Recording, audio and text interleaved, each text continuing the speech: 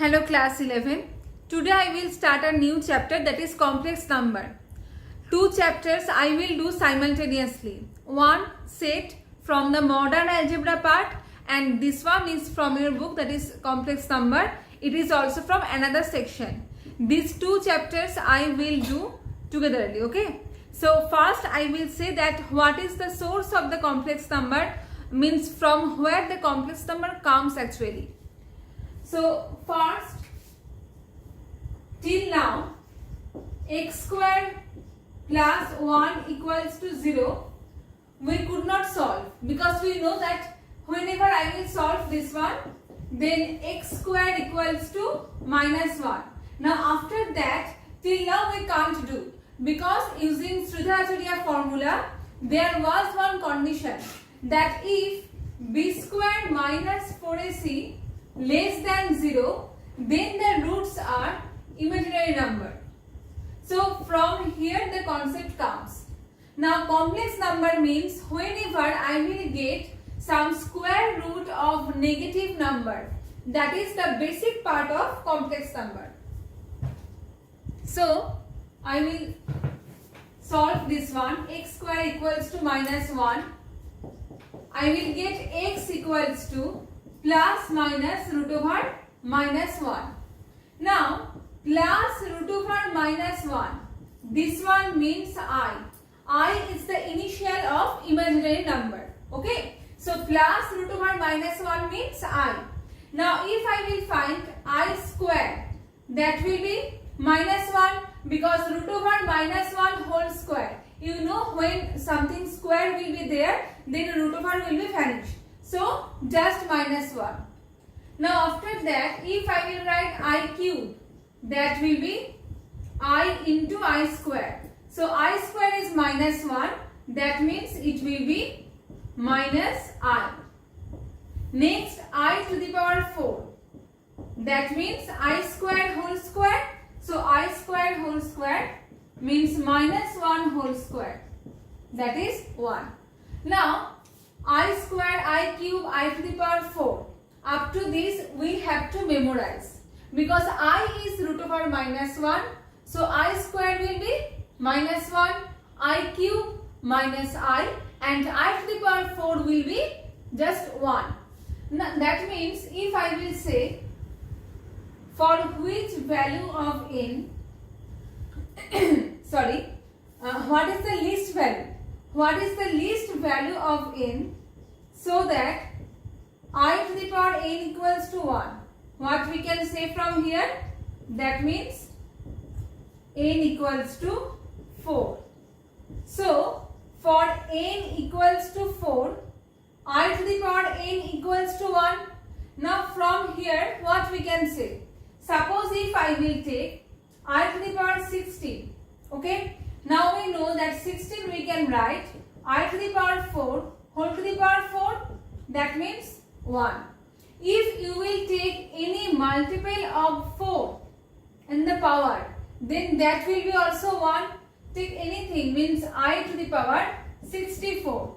So we can write I to the power 4 whole to the power 16, that means it will be 1, because 1 to the power 16 will be also 1. First copy it down.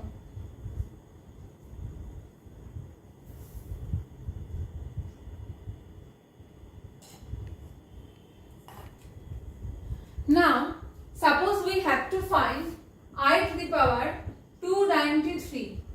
So first what will I do? Just divide 293 by 4. Then I will get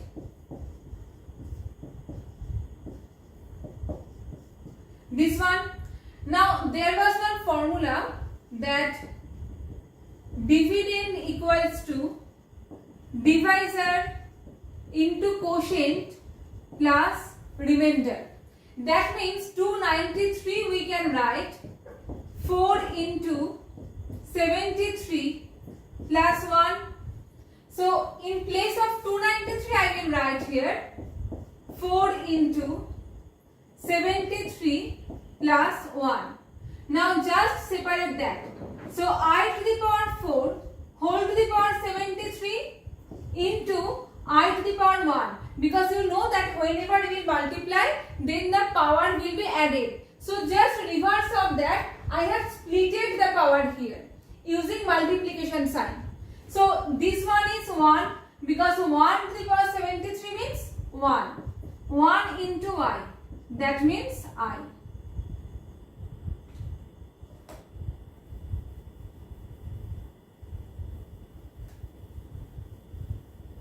Now if I will take 999. So here similarly what we can do, first I will divide this one by 4.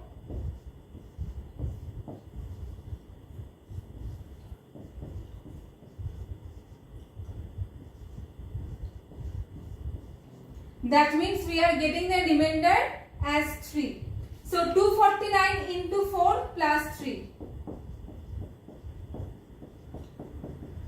That means I to the power 4 whole to the power 249 into I cube. Okay, so I cube, that one, this one is 1 because 1 to the power whatever, that will be also 1. So I cube means minus I, because I squared into I squared is minus 1, minus 1 into I means minus I. So that is the answer. Like that we can simplify any I to the power something.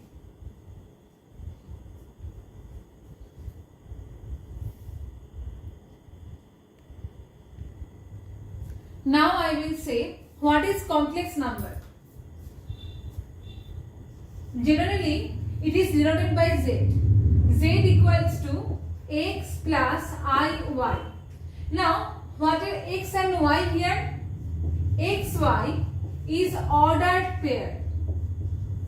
Ordered pair. Now ordered pair, what does it mean? I will take one plane here and this one is called argand plane. Where it is real axis. Real axis means it is 1, 2, 3, 4, 5. It will be continued. Here also minus 1, minus 2, minus 3, minus 4. This one.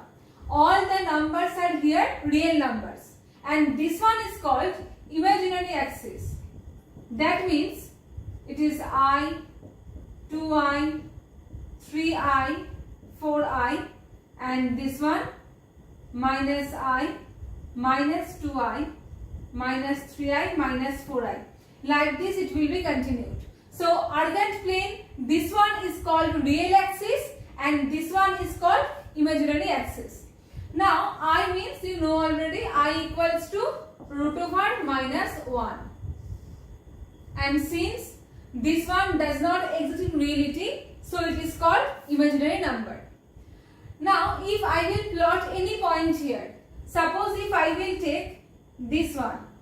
So real part is 3 and imaginary part is 2i. So if I will write this one in ordered pair, I will write like this, 3, 2. That means the actual number will be 3 plus 2i. Okay. Whenever I will write in ordered pair, that means just x and y I will write, and when I will write in algebraic format, means x plus iy format, that one will be here 3 plus 2i, because the real part is 3 and this part is 2i.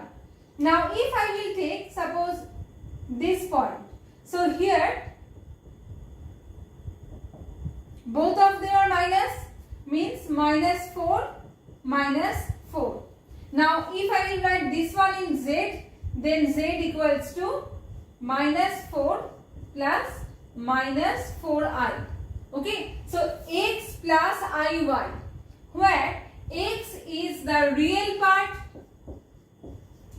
and this one is the imaginary part. I am repeating once more. Argand plane, here this one is the real axis and this one is the imaginary axis. Means here the unit means 1. Okay, on the real axis the unit means 1 and on the imaginary axis here I, small I means imaginary number, that means I equals to root over minus 1. So that's why I, 2i, 3i, 4i all are the multiples of I. Now when I will plot any number here, that means the x part will be real and the y part will be imaginary part. From here the complex number comes. So when I will write down the number in algebraic format, I will just write in x plus iy format. Why? Because x is the real part and y is the imaginary part. So here 3 plus 2y means x is 3 and y is 2. I think up to this one you have understood.